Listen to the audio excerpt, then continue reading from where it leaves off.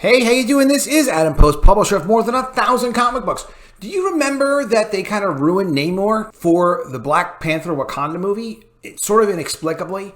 And there was conversation going around about like, well, you know, they don't really have the rights to Atlantis and they don't really have the rights to Namor, so they've got to make changes. And I'm not saying I know better than anyone else. I'm just saying an article came out recently that I think puts a lot of sunlight on the subject, and it comes directly from this guy. Do you remember this guy?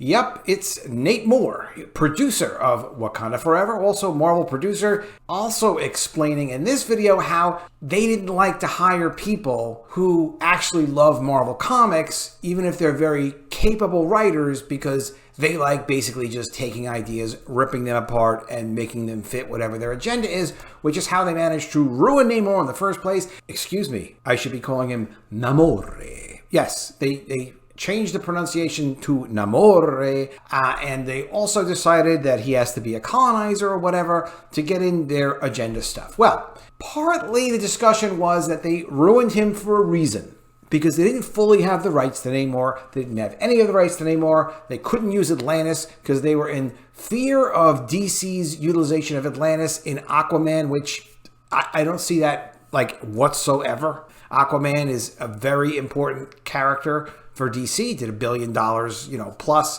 in its movie. It was very successful, but there's no cultural knowledge of Atlantis as a result of DC. They could have very easily kept this coherent and consistent and gone with Namor. Well, what am I talking about, though, with respect to the rights issue? This recent article covers this recent article with some additional commentary, with an interview with Namor, producer of Wakanda Forever, explaining that we don't really have the full rights to Namor. We have the rights to use Namor in Black Panther Wakanda Forever. Maybe we'll get more rights in the future and we can do a solo movie, but for right now, he can't have his own standalone Marvel movie. But nothing relative to why did you change up his whole history. Their explanation for that, we covered this in this video, Namor ruined. They wanted to give him a different backstory, a different history, a different cultural look, and push their agenda. Let's get into this article from The Direct. Before we do, please be sure you subscribe to the channel. Click the bell for notifications. Give me a thumbs up when you like it. Really appreciate you guys. The channel's growing. Sincerely, thank you very much. Two MCU heroes are still stuck in Disney and Universal rights issues. Even as Marvel Studios settles many of its rights issues through its Sony deal and buying Fox, two MCU superheroes still have their rights stuck at Universal. Marvel Studios has been dealing with rights issues since the inception of the MCU, with Fox, Sony, and Universal holding on to various characters. This all stems from an age in which Marvel was dealing with financial difficulties and sold off the film rights to the likes of X-Men, Fantastic Four, Spider-Man, Hulk, and Namor. One report previously purported that Disney had finally reclaimed these rights from Universal almost 3 years ago. However, the latest evidence may have suggested that, while the rights remain out of Marvel Studios' hands, they will reclaim ownership in June 2023. That's just another rumor. But maybe they will, based on the original terms of the deal, such that if they don't make movies within a certain amount of time, a lot of these rights do revert back to the original rights holder. And now fans finally have official word on the current status of Universal's Marvel rights, revealing that two heroes are unfortunately still trapped just outside Disney and Marvel Studios' clutches, preventing them from developing certain projects. A recent report from The Wrap revealed that Universal still holds the rights to both Hulk and Namor, placing limitations on their use in the MCU. The outlet added a comment from Marvel Studios producer Nate Moore, or perhaps Nate More, who revealed the character had to be borrowed for Black Panther Wakanda Forever, just like the Hulk has been.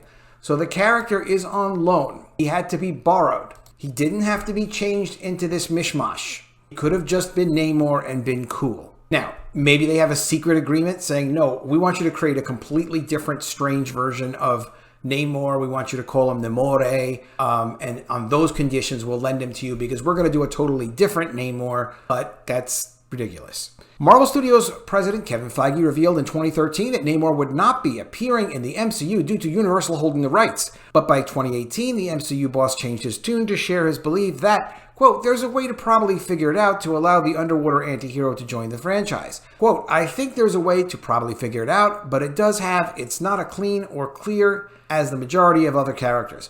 Marvel Studios, so if they're going to feature a character that someone else controls in one of their Marvel films. One of the reasons to not do what they did with Namor was, I guess, he was the coolest guy in the movie. So now, people are interested somewhat more in Namor. They probably could do a Namor movie because they've got some interest in him, but they don't fully control him. And that's the kind of thing that Feige's talking about in terms of complexities. Like, you don't just borrow someone else's character and spend hundreds of millions of dollars marketing, producing, and promoting him for someone else to then reap the benefit of that, because they could do their own Namor movie now. Marvel Studios has long had to endure similar difficulties with Hulk, as his rights issues have prevented him from starring in his own standalone movie or series since the 2008 Incredible Hulk, which Universal distributed. Disney has entered deals with the studio several times in recent years, including allowing characters from Unbreakable to appear in Universal's Split and Glass back in 2005. NBC Universal even traded sportscaster Al Michaels, who was casting the Disney-owned ESPN's Monday Night Football, for Oswald the Lucky Rabbit, who was created by Walt Disney in 1927 for Universal. The producer also revealed how Universal's ownership of the rights prevents Disney and Marvel Studios from developing a Namor spin-off movie and adding limited his appearance in Black Panther 2's extensive marketing campaign. Will Disney ever reclaim Hulk and Namor from Universal? Earlier in the year, an SEC filing uncovered from the original Marvel Universal deal that included the initial term of the contract may be for just 15 years. Granted, this may not be certain, but there's every chance that the distribution rights to Hulk and Namor may be back with Disney and Marvel Studios as soon as June 2023. As Sony owns the rights to Spider-Man, they are free to develop and distribute projects starring the character and those related to him. But since Universal only has the distribution rights to Hulk and Namor, they are not able to develop their own ventures, only distribute any from Marvel Studios. So if Marvel wants to make a Hulk movie, or they want to make a Namor movie, they can do it, but they're going to have to give it to Universal to distribute. That wouldn't make much sense. This technically means that Marvel Studios could give Namor his own solo outing or produce its rumored World War Hulk movie. However, Disney would not be able to distribute it, and that duty falls to Universal, who would in turn receive a chunk of the profits, giving the House of Mouse plenty of incentive not to bother. Nonetheless, just last month, Feige teased that the prospect of Namor receiving his own solo project depends on the reception of Wakanda Forever, clearly leaving the door open to the possibility. So perhaps the studio is about to reclaim the rights, especially given reports that they are already working on a Hulk project. Anything's possible, but it does seem like they did not need to ruin Namor just to borrow Namor. How is Black Panther Wakanda Forever doing right now? Well, so far, not so good. Not the worst in the world. They might break even. $367 million domestic, $307 million international. This equals about, say, 50% domestic is 100, well, let's just call it 200 million. It's a little short. International at 40% is 120 million. It's around 310 million, roughly speaking, up to 320. I mean, give them a break. So they spent 250 million to make it. They spent 150 million to market it. That's 400 million net. Will they break even if they get to 800 million? Hopefully they'll learn their lesson. Let me know what you think of all this in the comments below. Do you agree that it seems like they really did not need to ruin Namor just to include him in the Wakanda Forever movie? Let me know what you think about that. Please be sure you subscribe to the channel, click the bell for notifications, give me a thumbs up, and I'll see you again soon with another video. And if I don't see you, I will miss you.